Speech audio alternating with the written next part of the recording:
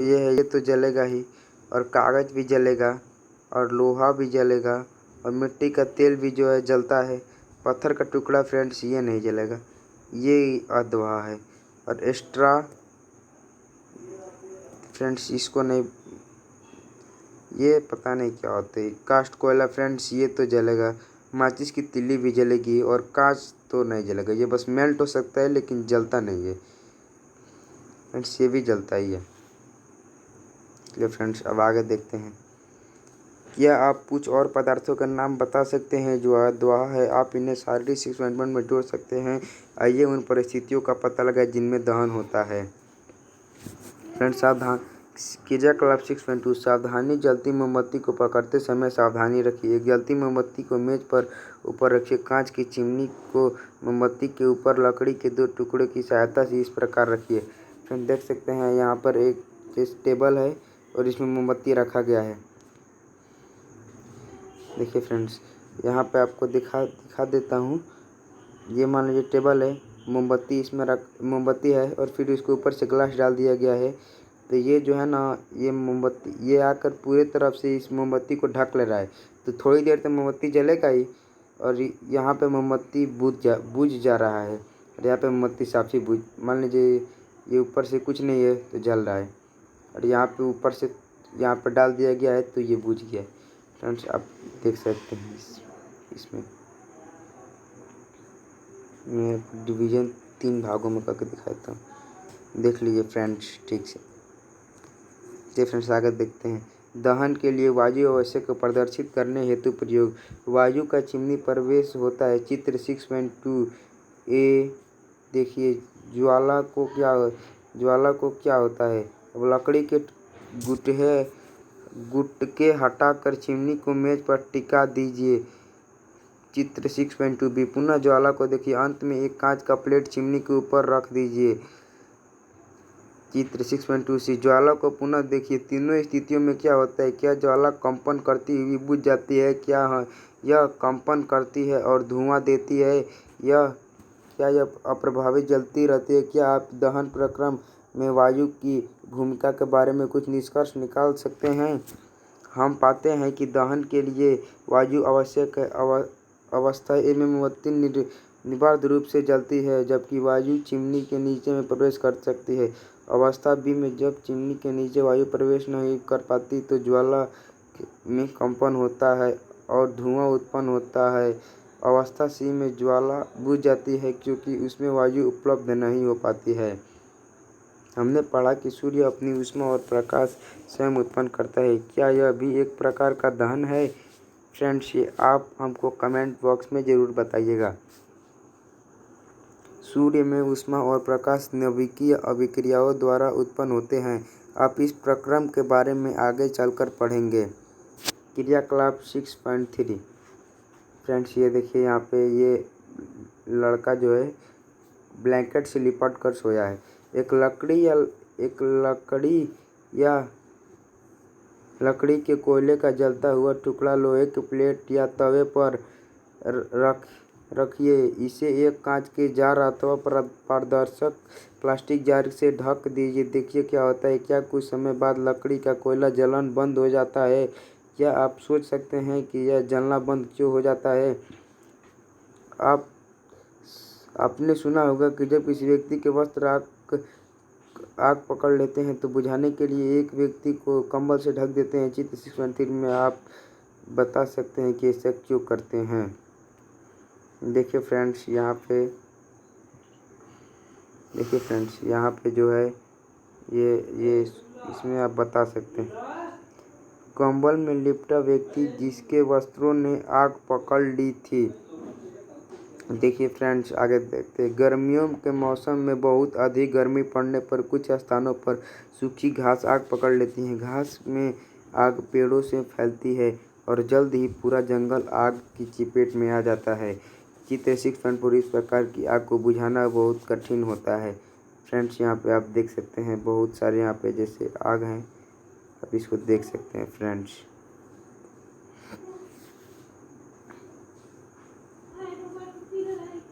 देखिए फ्रेंड्स यहाँ पे जो आग लगा है ऐसे फ्रेंड्स देखिए घास जल रहा है, लोग कैसे इसको बुझा रहे हैं। देखिए फ्रेंड्स यहाँ पे जल रहा है, कैसे इसको लोग बुझाने का प्रयत्न कर रहे हैं, लेकिन ये आग बहुत ही भयानक होता है, जल्दी बुझ नहीं पाता है।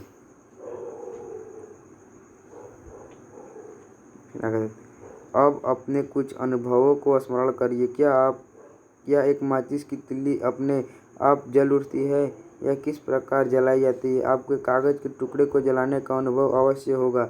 जब जलती हुई माचिस की तिल्ली इसके पास लाते हैं तो क्या यह जल उठता है? क्या आप लकड़ी के एक टुकड़े को जलती माचिस की तिल्ली उसके पास लाकर जला सकते हैं? लकड़ी या कोयले को जलाने के लिए आपको कागज अथवा मिट्टी के तेल का उपयोग क्यों करना पड़ता है? क्या आपने जंगल में लगने वाली आग के बारे में सुना है? क्या ये अनुभव आपको बताते हैं कि विभिन्न पदार्थ विभिन्न ताप पर आग बढ़ते हैं? वह न्यूनतम ताप जिस पर कोई पदार्थ जलने लगता है उसका ज्वलन ताप कहलाता है। फ्रेंड्स, इसको इंग्लिश में इग्निशन टेम्परेचर भी कहते हैं। क्या मान लीजिए फ्रेंड्स, कोई भी जैसे फ्यूल है जो अपने एक निश्चित तापमान पर अगर जलना शुरू हो जाता है तो उसको ज्वलन ताप कहते हैं, जिसका वही उसका इग्निशन टेम्परेचर होता है। क्या अब आप बता सकते हैं कि कमरे के ताप पर माचिस की तीली अपने आप आग क्यों नहीं पकड़ लेती? माचिस की तीली माचिस की डिबिया के बगल में रगड़ने पर क्यों जलती है? माचिस का इतिहास बहुत ही पुराना है। 5000 से अधिक वर्ष पूर्व मिस्र के गंधक डुबोए चीड़ के लकड़ी के छोटे माचिस की तरह उपयोग कर जा रहे थे। आधुनिक निर्माण माचिस का एक विकास लगभग 200 वर्ष पूर्व हुआ था।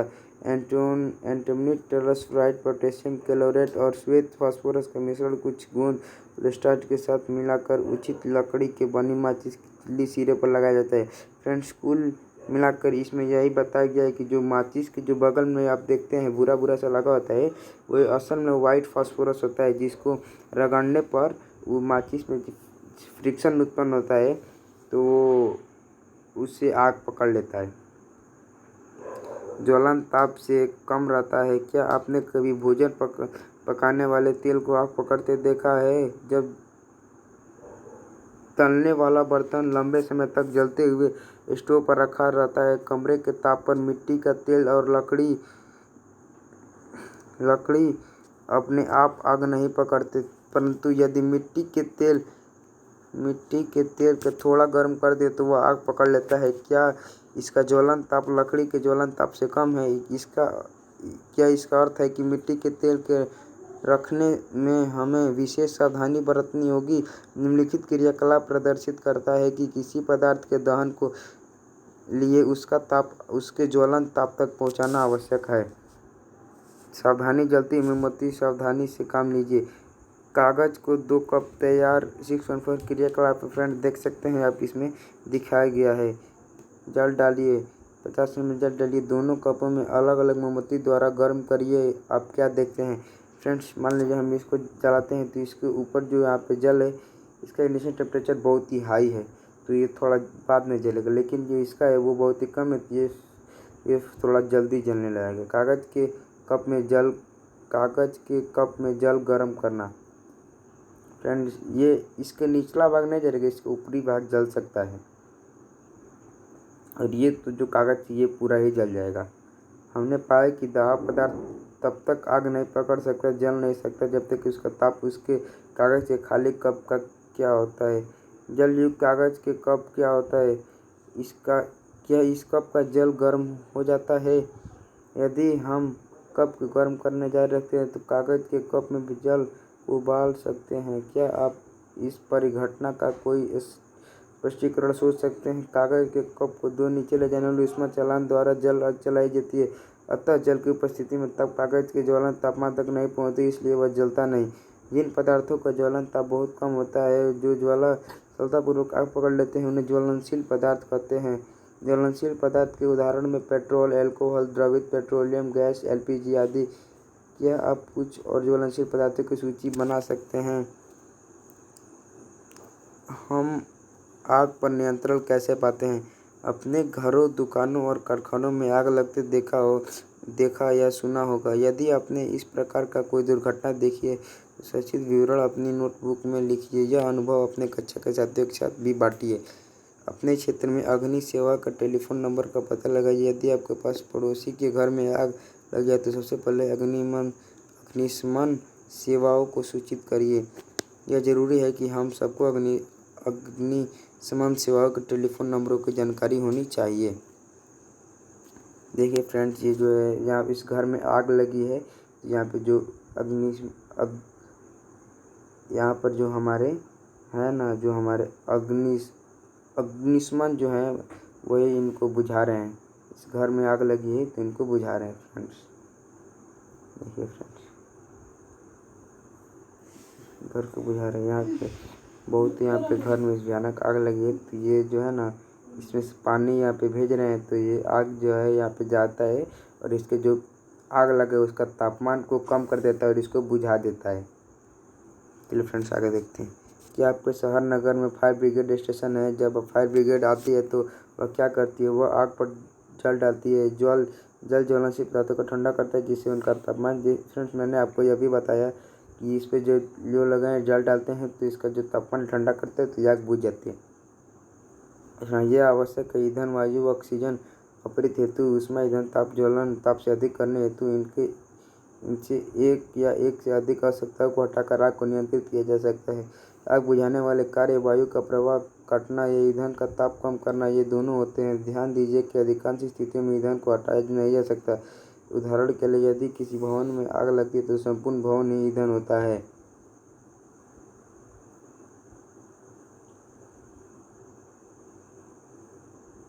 देखिए फ्रेंड्स, ये जो है यहाँ पर मान लीजिए फ्रेंड्स, जब भी किसी भी चीज़ को जलने के लिए ऑक्सीजन का होना बहुत ही ज़रूरी होता है।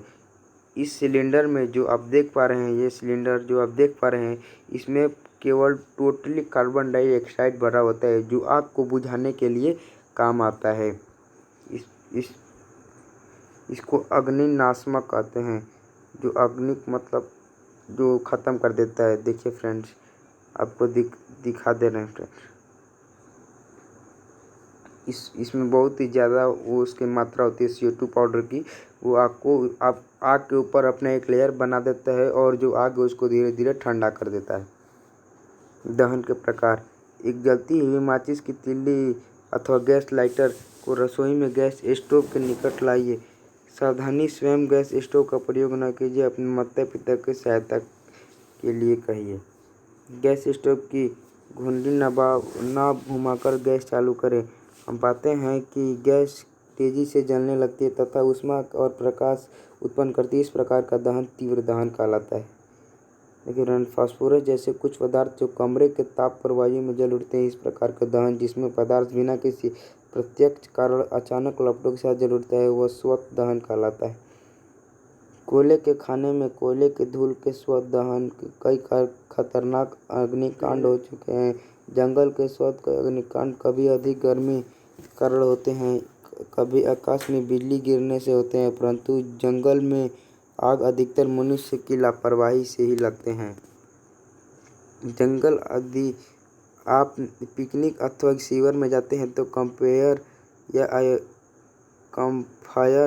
या आयोजन करते हैं तो स्थान छोड़ने से पूर्व आग को पूर्णतः बुझाना आवश्यक, याद रखिए।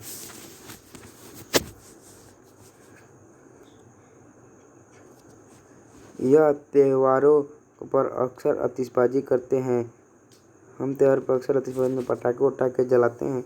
जब पटाखे को जलाते हैं तो एक आकस्मिक अभिक्रिया होती है, उसमें ऊष्मा प्रकार ध्वनि पैदा होती है। अभिक्रिया में बनी गैस बड़ी मात्रा में निकलती है। इस प्रकार की अभिक्रिया विस्फोट कहलाती है। पटाखे पर दाब डालने पर भी विस्फोट हो सकता है। देखिए फ्रेंड्स, यहाँ पे मोमबत्ती जो इसके ऊपर लपट है, मैंने आपको बताया था। और यहाँ पे जो मोमबत्ती और रसोई घर के स्टोव की ज्वालाओं का रंग, देखिए फ्रेंड्स, ये नीला होता है, मतलब ये पूर्ण दहन हो रहा है। यहाँ पे जिस भी चीज़ मतलब जिस भी ज्वलन में जो नीला जो उसका लपट होता है उसमें पूर्ण दहन होता है। तो फ्रेंड्स, एक बात का ध्यान रखें कि किसी भी चीज़ को जलने के लिए ऑक्सीजन बहुत ही ज़रूरी होता है। चलिए फ्रेंड्स, आज के लिए इतना ही। मैं मिलता हूँ आपको नेक्स्ट वीडियो में, तब तक के लिए मन लगाकर पढ़ाई कीजिए।